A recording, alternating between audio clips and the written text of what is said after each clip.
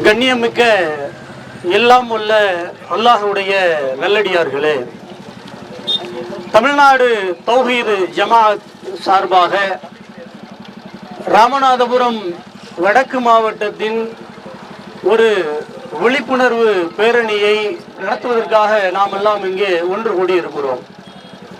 பெண்கள் மற்றும் குழந்தைகள் மீதான பாலியல் வன்கொடுமைகள் நாளுக்கு நாள் மிகைத்து கொண்டு செல்வது நாடறிந்த உண்மை.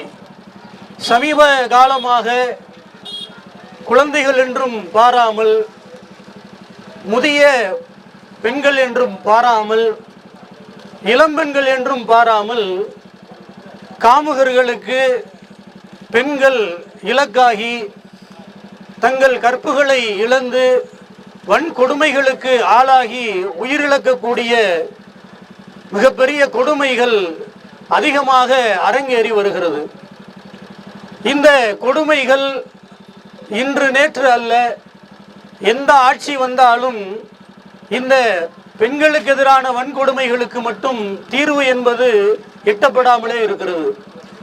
இதற்கு அடிப்படை காரணம் என்னவென்று பார்த்தால், நம் நாட்டில் இருக்கக்கூடிய சட்டங்கள், குறிப்பாக பெண்கள் மற்றும் குழந்தைகள் மீதான வன்கொடுமைகள் நடக்கிற பொழுது இந்த வன்கொடுமைகளுக்கு எதிரான தண்டனைகள் என்பது இலகுவானதாகவும் மிக எளிதாக விரைவில் சிறையை விட்டு வெளியில் வந்து மீண்டும் அதுபோன்ற பல வன்கொடுமைகளை செய்வதற்கு உதவியாகவும் தான் இந்த சட்டங்கள் இருக்கிறது.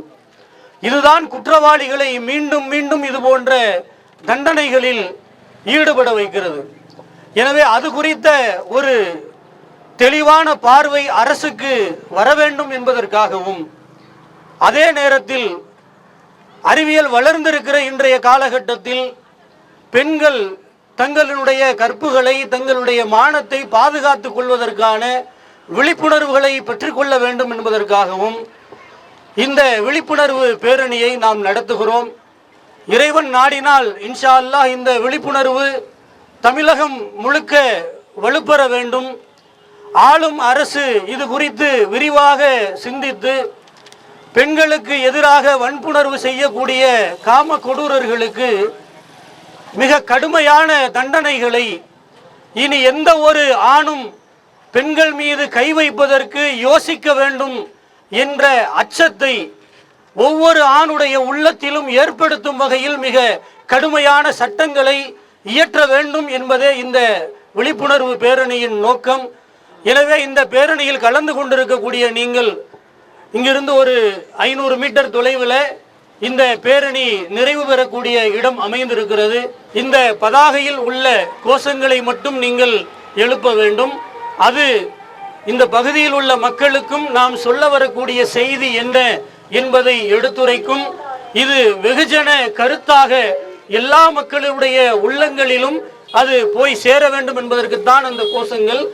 அந்த வரிசையிலே அமைதியாக இன்ஷா அல்லாஹ் நாம் இந்த பேரணியை துவங்குவோம். அல்லாஹ் அக்பர், அல்லாஹ் அக்பர். மனித மிருகங்களால் சிதைக்கப்பட்ட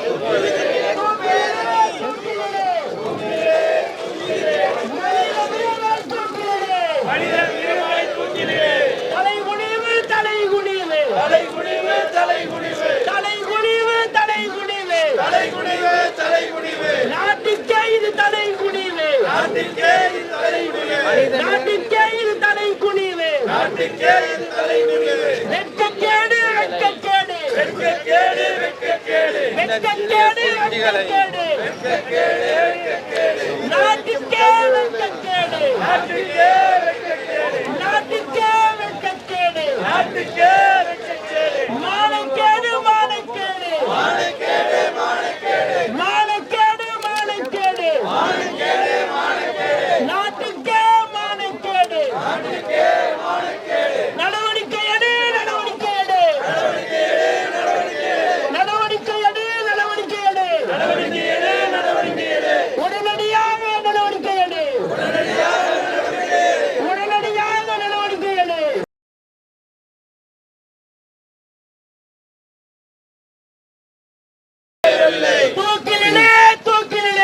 தூக்கிலிடு தூக்கிலிடு தூக்கிலிடு தூக்கிலிடு தூக்கிலிடு தூக்கிலிடு மனித மிருகங்களை தூக்கிலிடு மனித மிருகங்களை தூக்கிலிடு மனித மிருகங்களை தூக்கிலிடு மனித மிருகங்களை தூக்கிலிடு தூக்கிலிடு தூக்கிலிடு தூக்கிலிடு தூக்கிலிடு தூக்கிலிடு தூக்கிலிடு தூக்கிலிடு மனித மிருகங்களை தூக்கிலிடு மனித மிருகங்களை தூக்கிலிடு தலை குனிவு தலை குனிவு தலை குனிவு தலை குனிவு தலை குனிவு தலை குனிவு தலை குனிவு தலை குனிவு நாட்டுக்கே இது தலை குனிவு நாட்டுக்கே இது தலை குனிவு நாட்டுக்கே இது தலை குனிவு நாட்டுக்கே இது தலை குனிவு வெட்கக்கேடு வெட்கக்கேடு வெட்கக்கேடு வெட்கக்கேடு வெட்கக்கேடு வெட்கக்கேடு வெட்கக்கேடு வெட்கக்கேடு நாட்டுக்கே வெட்கக்கேடு நாட்டுக்கே வெட்கக்கேடு நாட்டுக்கே வெட்கக்கேடு நாட்டுக்கே வெட்கக்கேடு மானக்கேடு மானக்கேடு மானக்கேடு மானக்கேடு மானக்கேடு மானக்கேடு மானக்கேடு மானக்கேடு நாட்டுக்கே மானக்கேடு நாட்டுக்கே மானக்கேடு நடவடிக்கை எடு நடவடிக்கை எடு நடவடிக்கை எடு நடவடிக்கை எடு நடவடிக்கை எடு நடவடிக்கை எடு உடனடியாக நடவடிக்கை எடு உடனடியாக நடவடிக்கை எடு சிறுமிகள் பெண்கள் மீதான சிறுமிகள் பெண்கள் மீதான சிறுமிகள் பெண்கள் மீதான சிறுமிகள் பெண்கள் மீதான பாலியல் கேட்கவில்லையா கேட்கவில்லையா கேட்கவில்லையா கேட்கவில்லையா கேட்கவில்லையா கேட்கவில்லையா கேட்கவில்லையா கேட்கவில்லையா அப்பாவி சிறுமிகளின் அப்பாவி சிறுமிகளின் அப்பாவி சிறுமிகளின் அப்பாவி சிறுமிகளின் அழுகுரல் கேட்கலையா அழுகுரல் கேட்கலையா தமிழக அரசு கேட்கலையா கேட்கலையா கேட்கலையா கேட்கலையா அப்பாவி சிறுமிகளின் அப்பாவி சிறுமிகளின் அப்பாவி சிறுமிகளின் அப்பாவி சிறுமிகளின் தமிழ்நாட்டின் காவல்துறையே தமிழ்நாட்டின் காவல்துறையே தமிழ்நாட்டின் காவல்துறையே கேட்கலையா கேட்கலையா கேட்கலையா கேட்கலையா கேட்கலையா கேட்கலையா கேட்கலையா கேட்கலையா சிறுமிகளின் மரணவாதம் சிறுமிகளின் மரணவாதம் சிறுமிகளின் மரணவாதம் சிறுமிகளின் மரணவாதம் உங்கள் காதுகளுக்கு கேட்கலையா உங்கள் காதுகளுக்கு கேட்கலையா நின்னாச்சு நின்னாச்சு நின்னாச்சு தலை குனிந்து நின்னாச்சு தலை குனிந்து நின்னாச்சு நின்னாச்சு நின்னாச்சு நின்னாச்சு தலை குனிந்து நின்னாச்சு தலை குனிந்து நின்னாச்சு தமிழ்நாடு இன்றைக்கு தமிழ்நாடு இன்றைக்கு தமிழ்நாடு இன்றைக்கு தலை குனிந்து நின்னாச்சு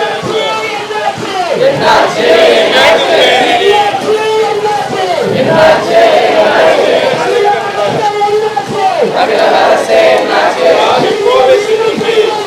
காவல்துறை நடவடிக்கையில் காவல்துறை நடவடிக்கையில் துணியும் அவர்கள் கலங்கவில்லை துணியும் அவர்கள் கலங்கவில்லை தமிழக அரசு தமிழக அரசு தமிழக அரசு தமிழக அரசு கேட்கலையா கேட்கலையா கேட்கலையா கேட்கலையா அப்பாவி சிறுமிகளின் அழுகுரல்கள் கேட்கலையா அழுகுரல்கள் கேட்கலையா தமிழ்நாடு இன்றைக்கு தலை குனிந்து நின்னாச்சு தலை குனிந்து நின்னாச்சு தலை குனிந்து நின்னாச்சு தலை குனிந்து நின்னாச்சு பயமில்லை பயமில்லை பயமில்லை பயமில்லை பாலியல் குற்றவாளிகளுக்கு பயமில்லை பாலியல் குற்றவாளிகளுக்கு பயமில்லை கற்புக்கும் உயிருக்கும் பாதுகாப்பில்லை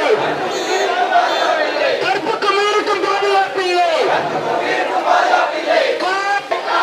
உயிர் பலத்தை காத்து உயிர் பலத்தை காத்து பாலியல் குற்றவாளிகளுக்கு பாலியல் குற்றவாளிகளுக்கு காவல்துறையை பயத்தை காட்டு காவல்துறையை பயத்தை காட்டு வெட்கக்கேடு வெட்கக்கேடு வெட்கக்கேடு வெட்கக்கேடு வெட்கக்கேடு வெட்கக்கேடு வெட்கக்கேடு நாட்டுக்கே வெட்கக்கேடு நாட்டுக்கே வெட்கக்கேடு நாட்டுக்கே வெட்கக்கேடு நாட்டுக்கே வெட்கக்கேடு மானக்கேடு மானக்கேடு மானக்கேடு மானக்கேடு மானக்கேடு மானக்கேடு மானக்கேடு மானக்கேடு நாட்டுக்கே மானக்கேடு நாட்டிற்கே மானக்கேடு நாட்டுக்கே மானக்கேடு நாட்டிற்கே மானக்கேடு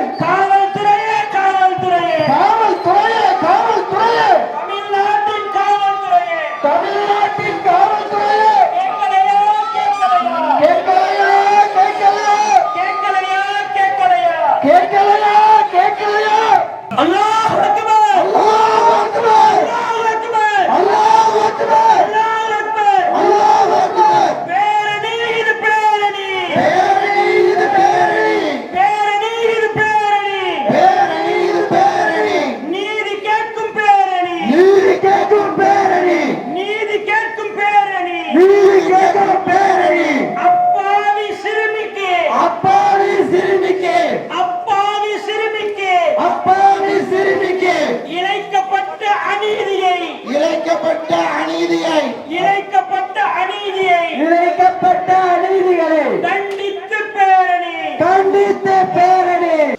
அஸ்ஸலாமு அலைக்கும் வரஹ்மத்துல்லாஹி வபரகாத்துஹு. ஏக இறைவனின் சாந்தியும் சமாதானமும் நம் அனைவர்கள் மீது என்றென்றும் உண்டாகட்டமாக என்று பிரார்த்தனை செய்தவனாக இங்கு கூடியிருக்கின்ற அனைத்து சகோதர சகோதரிகளுக்கும் காவல்துறை அதிகாரிகள், உளவுத்துறை அதிகாரிகள் அனைவரும் இந்த பேரணி எதற்காக வேண்டி நடைபெறுகின்றது, இவ்வளவு கடும் வெயிலையும் நாங்கள் பொருள்படுத்தாமல் எங்கள் சமூகத்தை சார்ந்த முதியோர்கள், சிறியவர்கள், பெண்கள் என்று அனைவரும் பேரணியாக இங்கு ஒன்று கூடியிருக்கிறார்கள் என்று சொன்னால் இதற்கு என்ன காரணம்?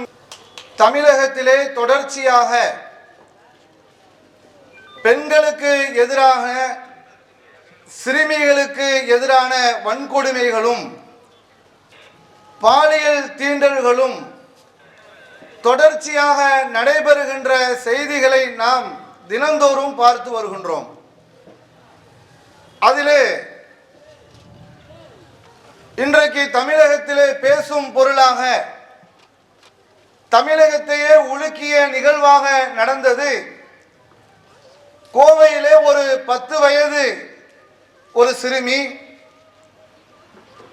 2 கயவர்களால், காம கொடூரர்களால், அரக்கர்களால், மனிதநேயம் இல்லாத மனித மிருகத்தினால் அந்த 10 வயது கொண்ட அந்த பிள்ளை பாலியல் துன்புறுத்தலின் மூலமாக அந்த பிள்ளை சிதைக்கப்பட்டு கொடூரமான முறையிலே கொலை செய்யப்பட்ட நிகழ்வு இன்றைக்கு தமிழகத்தில் மிகப்பெரிய ஒரு அதிர்ச்சியை உண்டாக்கியிருப்பதை பார்க்கிறோம்.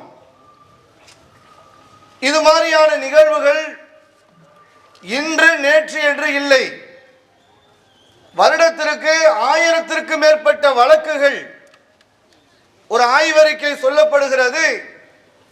2023 தமிழகத்தில் பாலியல் வழக்குகள் தொடர்பாக போக்சோ வழக்கில் பதிவு செய்யப்பட்ட எண்ணிக்கை பற்றி சொல்லுகிற பொழுது 6000த்திற்கு மேற்பட்ட வழக்குகள் பதிவு செய்யப்பட்டிருக்கிறது. 2024 பெண் பிள்ளைகளுக்கு பாலியல் சீண்டல், பாலியல் துன்புறுத்துதல், பாலியல் துன்புறுத்தல் வழியாக கொலை செய்யப்படுதல் போன்ற வழக்குகளிலே ஒவ்வொரு வருடமும் 1000த்திற்கு மேற்பட்ட வழக்குகள் பதிவு செய்யப்படுகின்றன என்ற ஒரு தகவல் பதிவு செய்யப்படுவதை பார்க்கிறோம். இது இன்று நேற்று என்று நாம் பார்ப்பதல்ல. நாட்டிலே பல்வேறான சூழல்களில் பல நிகழ்வுகள் இது போன்று தொடர்கதையாக நடந்து கொண்டிருப்பதை நாம பார்க்கிறோம். காஷ்மீரிலே ஆசிஃபா என்ற ஒரு 8 வயது ஒரு சிறுமி, அந்த சிறுமி கடுமையான முறையிலே பாலியல் துன்புறுத்தல் செய்யப்பட்டு 5 கயவர்களால் கொடூரமான முறையிலே அந்த குழந்தை கொல்லப்பட்ட நிகழ்வு இந்தியா முழுவதுமே பேசப்பட்டது.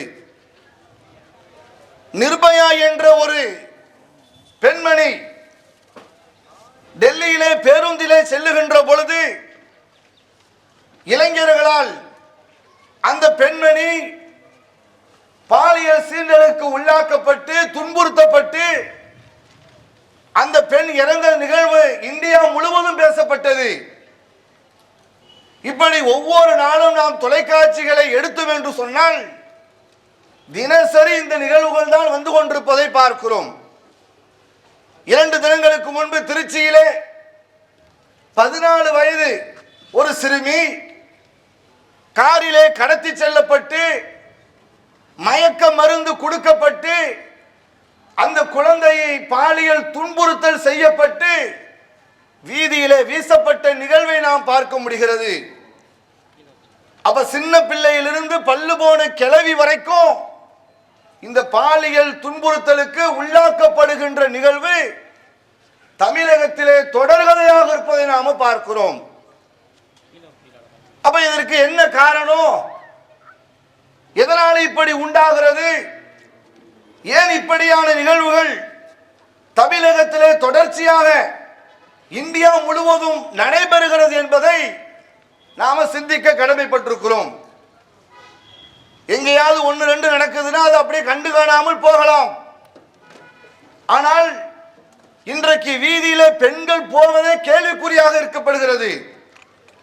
ஒரு பெண் பிள்ளையை பெற்றெடுத்த பெற்றோர்கள் ஒரு பெண் பிள்ளையை தெருவில் அனுப்புறதுக்கே இன்னைக்கு பயப்படுறோம். ஒரு பள்ளிக்கூடத்துக்கு அனுப்புறதுக்கு பயமா இருக்கு. யாரை நம்பி அனுப்புறது? யாரை நம்புறது? யாரை நம்பி இவர்களை பள்ளிக்கூடத்திற்கும் அவர்கள் படிப்பிற்கும் வேலைக்கும் அவர்களை அனுப்புவது?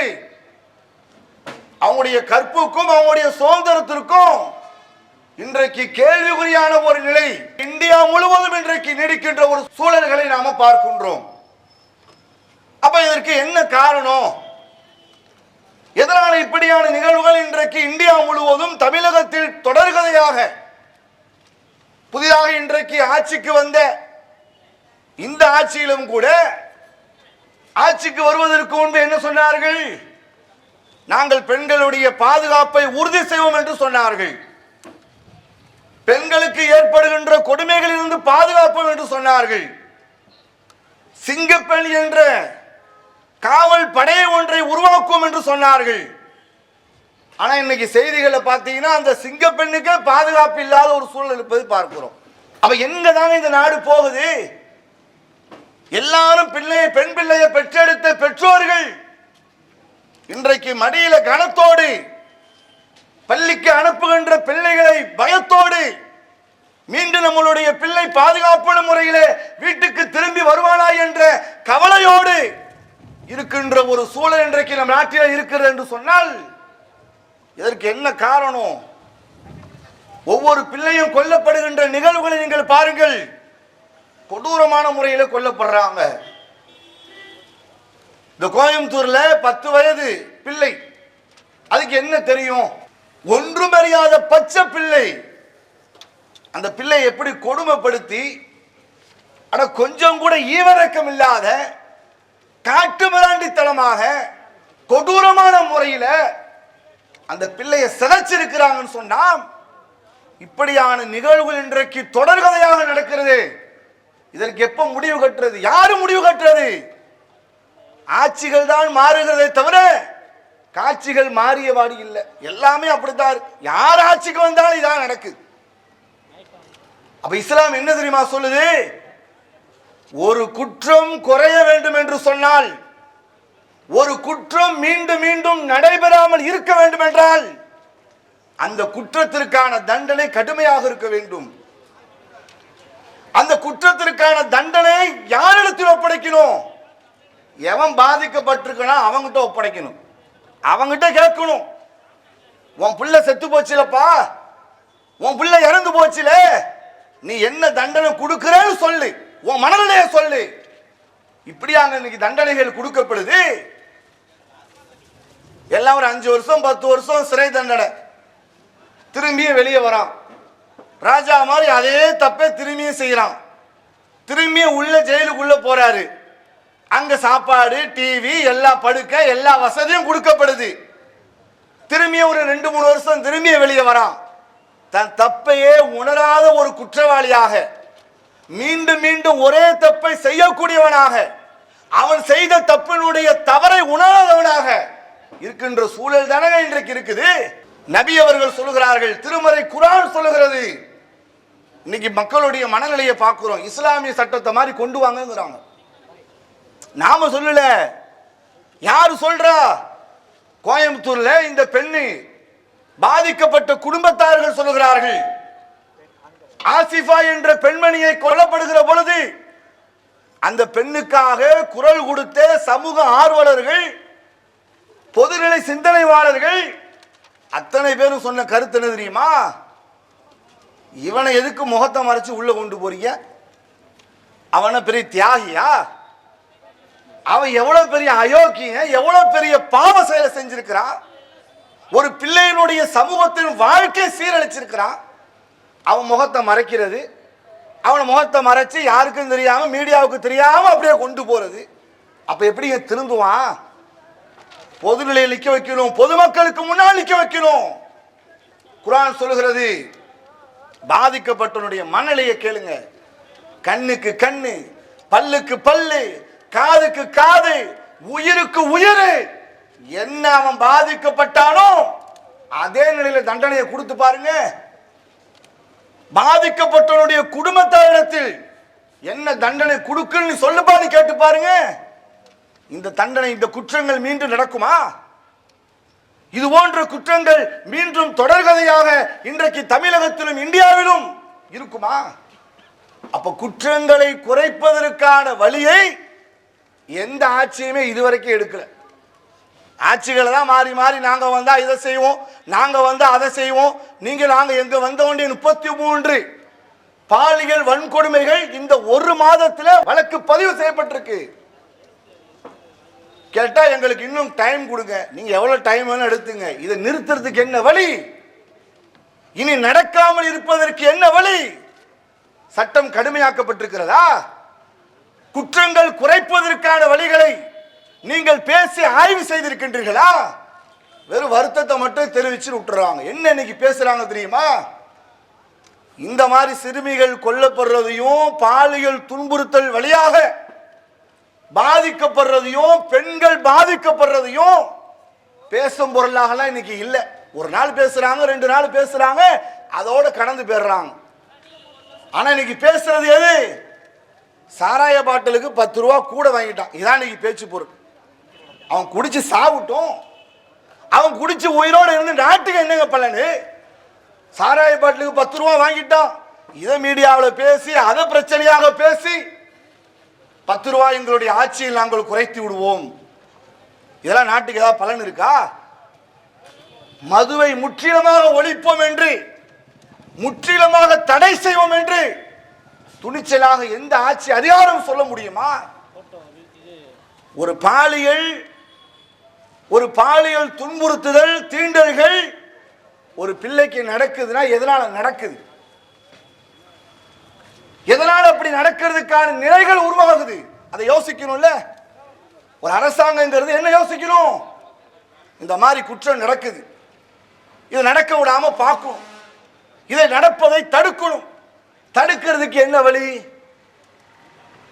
WHO வேர்ல்ட் ஹெல்த் ஆர்கனைசேஷன் அவங்க ஒரு அறிக்கையை வெளியிடுறாங்க.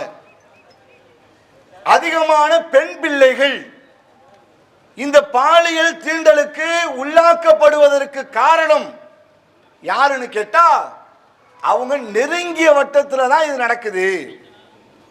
ஸ்கூல்ல அழைச்சிட்டு போற ஆட்டோ டிரைவரு, வீட்டுக்கு வருகின்ற தூரத்து சொந்தக்காரரு, அக்கம் பக்கத்து வீட்டில் இருக்கக்கூடிய நண்பர், இப்படி தெரிந்த வட்டாரத்தின் வழியாக தான் இது மாதிரியான குற்ற செயல் நடக்குதுங்கிறாங்க.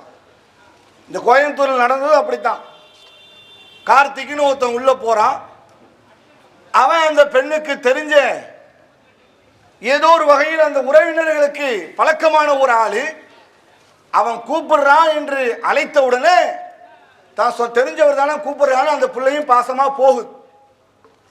இவன் இந்த செயலுக்கு காரணம் என்ன அப்படின்னா இவனுடைய போதை, குடிப்பழக்கம், கஞ்சா போன்ற பழக்கங்களின் காரணமாகத்தான் இது மாதிரியான சிந்தனை மாற்றமே அவங்களுக்கு வருது. ஒருத்தவங்க போய் நல்லா இருக்கிறவங்க போய் இந்த வேலையை செய்யறானா? செய்யறது இல்லை. யாரு செய்யறா? எவன் குடிகாரனாக இருக்கிறானோ, எவன் போதையில் இருக்கிறானோ, எவன் கஞ்சா குடிக்கிறானோ, எவன் போதைக்கு அடிமையாக இருக்கிறானோ அவன் தான் இந்த தப்புல பெரும் தவறுகள் இழைக்கிறார்கள். ஒரு 80 வயசு ஒரு மூதாட்டிங்க தமிழ்நாட்டில், அதுவும் இன்றைக்கு நடந்தது. 80 வயசு அந்த பாட்டி தூங்கிக்கிட்டு இருக்கு. அது இன்னைக்கோ நாளைக்கோ இருக்கிற டைப்பு. அந்த பாட்டியை போய் இவன் தண்ணியை போட்டுட்டு அந்த பாட்டிக்கு போய் பாலியல் தீண்டல் கொடுத்துருக்கான். என்னடா அப்படின்னு பார்த்தா போதை ஒரு மனிதனுடைய சுய சிந்தனையை மறக்க செய்கிறது, நல்லவனை கெட்டவனாக கூட மாற்றுது. அப்படிப்பட்ட போதை இன்றைக்கு சமூகத்திலே முழுமையாக ஒழிக்கப்படாத வரைக்கும், இந்த போதை முழுமையாக தமிழகத்திலிருந்து அகற்றப்படாத வரைக்கும் இது போன்ற நிகழ்வுகள் தொடர்கதையாகத்தான் இருந்து கொண்டிருக்கும். போதைகளை ஒழிக்கணும், போதைகளை முற்றிலுமாக ஒழிக்க வேண்டும். இன்றைக்கு என்ன சொல்றாங்க? நாங்கெல்லாம் மதுக்கடைகளை அகற்றுகிறோம், இப்ப 700 மதுக்கடைகள் நாங்கள் அகற்ற போறோம் அப்படின்னு சொல்லியிருக்கிறாங்க. ரொம்ப வரவேற்கக்கூடிய விஷயம்தான், இதை நம்ம வரவேற்கிறோம். ஆனா 700 மதுக்கடைகளை அகற்றிவிட்டு தனியார் மதுக்கடை பக்கத்திலே இருக்க, இங்க குடிக்காதவன் அங்க போய் குடிக்க மாட்டானா? அப்ப மதுவை முற்றிலுமாக தடுக்க வேண்டும், தடை செய்யணும். மது இல்லாத ஒரு மாநிலமாக உருவாக்கணும். மது இல்லாத ஒரு மாநிலமாக என்றைக்கு உருவாக்கப்படுகிறதோ அன்னைக்குதான் இது மாதிரியான குற்ற செயல்கள் தமிழகத்தில் குறையக்கூடிய நிலை உண்டாகும். ஒன்று, தண்டனை கடுமையாக்கப்படணும். மது போதைகள் போன்ற பொருட்கள் முற்றிலுமாக தடுக்கப்படணும். அடுத்தது, குழந்தைகளை குறித்து இஸ்லாம் எப்படியான ஒரு வழிகாட்டுதலை சொல்லுகிறது என்று சொன்னால், குழந்தைகள் விஷயத்தில் அன்பாக நீங்கள் நடந்து கொள்ளுங்கள். ஒரு சிறுமி வீட்டில் இருக்கிற சின்ன பிள்ளைங்க, அவங்களுக்கு என்ன தெரியும்? அதுகளுக்கு பொம்மையை வச்சு விளையாட தெரியும், செல்போனில் வீடியோ கேம் விளையாட தெரியும். பாப்பா அம்மா வீட்டில் என்ன பெற்றோர்கள் உணவுகள் வாங்கி கொடுக்குறாங்களோ அதை சாப்பிட்டு மகிழ தெரியும். இதானங்க வயசு. இதை ரசூல் ஸல்லல்லாஹு அலைஹி வஸல்லம் அவர்கள், முகமது நபி அவர்கள் சொல்றாங்க, குழந்தைகள்கிட்ட நீங்க எப்படி நடந்து கொள்ள தெரியுமா? அன்பான முறையில் குழந்தைகள்கிட்ட நீங்கள் நடந்து கொள்ளுங்கள். ஒரு முறை நபி அவர்கள் அருகிலே ஒரு நபி தோழர் இருக்கிறார். அல்லாஹ்வுடைய தூதர் நபிகள் பெருமானார் ஸல்லல்லாஹு அலைஹி வஸல்லம் அவர்கள் தன்னுடைய பேர பிள்ளைகளை அவங்க கொஞ்சி மகிழ்றாங்க, அந்த பிள்ளையை பிடிச்சி கொஞ்சிறாங்க. அப்ப அவர் கூட இருக்கக்கூடிய அந்த நபி தோழர் சொல்கிறார், முகமது அவர்களே, நபி அவர்களே, எனக்கும் ஒரு 10 பிள்ளைகள் இருக்கு, நான் ஒரு நாளும் அப்படி அவங்கள கொஞ்சினது இல்லை அப்படின்னு சொல்லும் பொழுது நபி அவர்கள் சொன்னது தெரியுமா? லா யர்ஹமு வலா யர்ஹமு, யாரு மக்கள் மீது இரக்கம் காட்டவில்லையோ அல்லாஹ் அவர்கள் மீது இரக்கம் காட்ட மாட்டான். அன்பு செலுத்தணும், பிள்ளைகள் மீது, சிறுவர்களின் மீது அன்பான முறையில் நடந்து கொள்ளணும். அவங்கள்ட்ட ஒரு பாசமான முறையில், அதுவும் பெண் குழந்தைகளை பற்றி சொல்லுகிற பொழுது, பெண் குழந்தையை பற்றி இஸ்லாம் எப்படி சொல்லுது தெரியுமா? ஒவ்வொரு சமுதாயமும் பெண் குழந்தை பிறந்தாலே கவலை நினைப்பாங்களாம். இஸ்லாம் சொல்லுது, ஒரு பெண் குழந்தையை பெற்றெடுத்தால் அந்த பெண் குழந்தையை குறித்து எல்லா சமூகம் எப்படி நினைப்பார்களாம்? இந்த பிள்ளை எப்படி கல்யாணம் பண்ணி கொடுக்கிறது, வரவை எவ்வளவு வரதட்சணை கேட்பான், அப்படி நினைப்பார்களாம். இஸ்லாம் திருமறை குர்ஆன் சொல்கிறது, பெண் குழந்தை ஒருவருக்கு பிறக்கிறது என்று சொன்னால் அது உங்களுக்கு நற்செய்தி என்று திருமறை குர்ஆன் சொல்கிறது. அப்ப குழந்தைகளிடத்தில் அன்பு பாராட்ட வேண்டும், குழந்தைகளிடத்தில் நல்ல விதத்தில் நடந்து கொள்ள வேண்டும், குழந்தைகளிடத்தில் நாம் அவரிடத்தில் நளினமான முறையில் நடந்து கொள்ள வேண்டும், தோழமை கொள்ள வேண்டும். இப்படியான ஒரு பண்பை இஸ்லாம் சிறியவர்களிடத்தில் நடந்து கொள்ள வேண்டிய நிலை சொல்லுது. அப்ப இந்த நிகழ்வு என்பது இன்றைக்கு பரவலாக தொடர்கதையாக இருக்கிறது என்று சொன்னால், அப்ப இதை நாம முடிவுக்கு கொண்டு வரணும். அப்ப இதை ஒவ்வொரு நிலையிலும் விழிப்புணர்வை உருவாக்க வேண்டும். எதனால் இப்படியான நிலைகள் இன்றைக்கு தொடர்கிறது என்பதையும் நாம சிந்திக்கணும். வேற எதனால் இது மாதிரியான பிரச்சனை உருவாகுது அப்படி நம்ம பார்த்தோம் என்று சொன்னால், இன்னொரு வகையில் நம்ம பார்க்க முடியுது. ஆடையும் ஒரு காரணமாக இருப்பதை பார்க்கிறோம். சின்ன பிள்ளைகள் விஷயத்தில் நாம பெரும் ஆடை விஷயங்களிலே கவனிப்பு செலுத்த முடியறதில்லை. ஆனால் பெரியவர்கள் விஷயத்தில் ஆடைகள் எப்படி இருக்கு அப்படின்னா, வெஸ்டர்ன் கல்ச்சர் அப்படின்னு சொல்லி அவங்களும் விரும்பின ஆடைகளை அணிகிறாங்க. அணிஞ்சிட்டு என்ன சொல்றாங்க?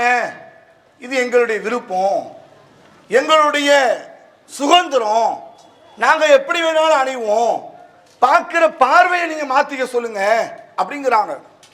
பார்க்கிறவன் எல்லாரும் ஒரே மாதிரி பார்ப்பானா? எல்லாருடைய பார்வை ஒரே மாதிரி இருக்குமா? அப்ப இஸ்லாம் சொல்லுகிறது, முதலில் உங்களுடைய பார்வையை தாழ்த்திக் கொள்ளுங்கள், உங்களுடைய நெஞ்சின் மீது நீங்கள் முக்காடுகளை போட்டுக் கொள்ளுங்கள் அப்படின்னு ஆடை ஒழுங்குமுறைகளை கூட இஸ்லாம் கற்றுத் தருகிறது. அப்ப இந்த மாதிரி ஆடை விஷயங்கள்லையும் ஒரு அந்நிய ஆணவர்களிடத்திலே எப்படி நடந்துக்கணும், பிள்ளைகளுக்கு கற்றுக் கொடுக்கணும். யார் உறவு முறை, யார் உறவு இல்லாதவர்கள், யாரிடத்தில் நெருங்கி பழக வேண்டும், யாரிடத்தில் எப்படி இருக்கணும் அப்படி கற்றுக் கொடுக்கணும். இன்னைக்கு எல்லாரும் சொல்லப்படுதா, எல்லாத்தையும் மாமான்னு சொல்லி கொடுக்குறோம். வீட்டுக்கு யாராவது வந்தா, பால்கார் வந்தா நம்ம அன்கள்கிட்ட போய் இதை குடும்பங்கிறோம். எல்லாரையும் நம்ம உறவு முறையை வச்சு சொல்றோம். அந்த பிள்ளைக்கு என்ன தெரியுது, அம்மாவுக்கு எது தெரிஞ்சவங்க, நம்ம வீட்டுக்கு தெரிஞ்சவங்க அப்படின்னு அது சாதாரணமாக இயல்பான முறையில் அவர்கள் பழக ஆரம்பித்து விடுகிறார்கள்.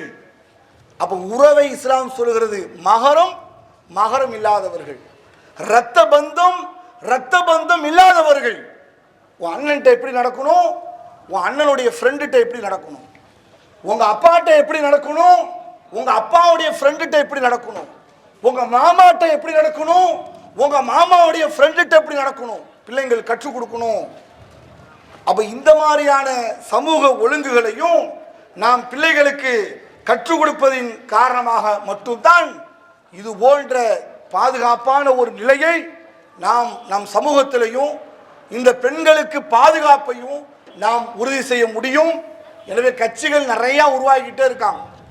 இன்னைக்கு பாருங்க, புதுசா கட்சி மட்டுமே 6000 எத்தனையோ கட்சிகள் சொல்றாங்க.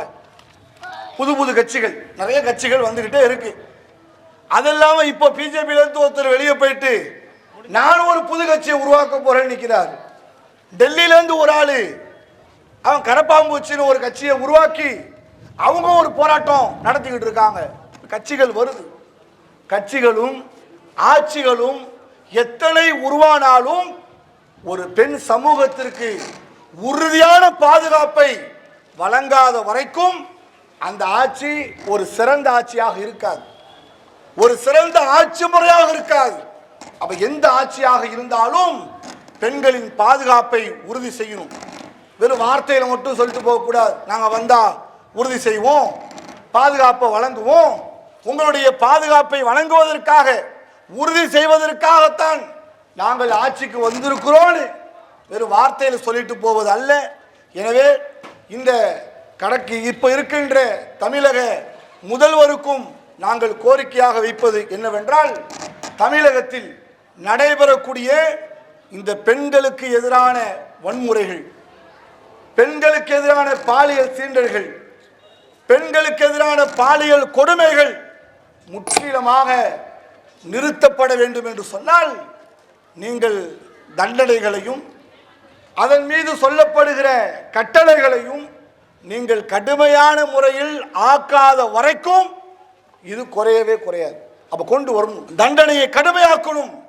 அப்ப இதை இந்த நேரத்தில் நாங்கள் ஒரு கோரிக்கையாக வைத்துக்கொண்டு, எனவே விழிப்புணர்வோடு ஒரு சமூகம் தன் வாழ்க்கையை கடக்க வேண்டும், யாரிடத்தில் எப்படி பழக வேண்டும், யாரிடத்தில் எப்படி இருக்க வேண்டும் என்கின்ற ஒரு புரிந்துணர்வோடு இந்த காலகட்டம் கடக்க வேண்ட ஒரு நிலை நமக்கு இருக்கிறது என்பதை இந்த பேரணியின் வாயிலாகவும் இந்த நிகழ்வின் வழியாகவும் நாங்கள் பதிய வைத்துக் கொள்கின்றோம்.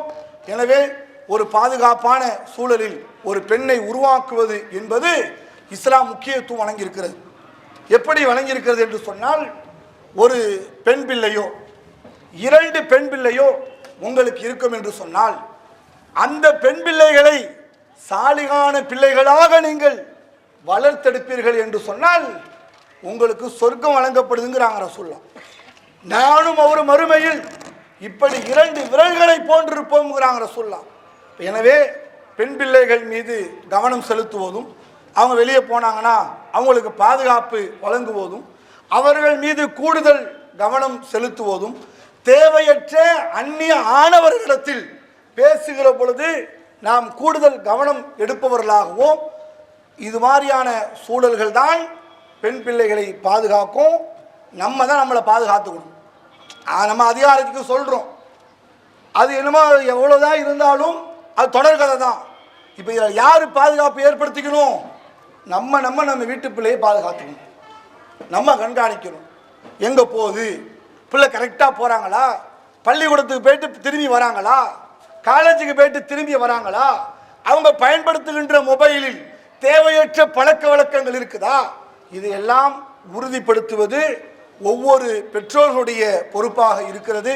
இதை தமிழக அரசு கூர்ந்து கவனித்து விரைவான நடவடிக்கை, இது மாதிரியான பாலியல் சீண்டல்களுக்கும் பாலியல் கொடுமைகளுக்கும் கொலை செய்யப்பட்ட சிறுமிகளுக்கும் நியாயம் கிடைக்கணும். நியாயம்னா எப்படி கிடைக்கணும்? பொது இதில் நிற்க வைக்கணும், பொதுமக்களுக்கு முன்னால் நிற்க வைக்கணும், மரண தண்டனை கொடுக்கணும்.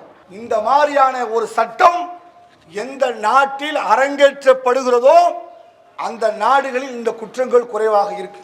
எனவே அந்த அடிப்படையில் நாமும் வாழ்கின்ற இந்த நாட்டில் இது போன்ற குற்ற செயல்களை குறைவாக இருக்க வேண்டும், முற்றிலுமாக ஒழிக்கப்பட வேண்டும் என்பதை இந்த பேரணியின் வழியாக எங்களுடைய கோரிக்கையாக வைத்துக்கொண்டு எனது உரையை நிறைவு செய்து கொள்கின்றேன். வாஹிரு தாவான் அல்ஹம்துலில்லாஹி ரப்பில் ஆலமீன். அஸ்ஸலாமு அலைக்கும் வரஹ்மத்துல்லாஹி வபரகாத்துஹு. அல்லாஹு அக்பர், அல்லாஹு அக்பர்.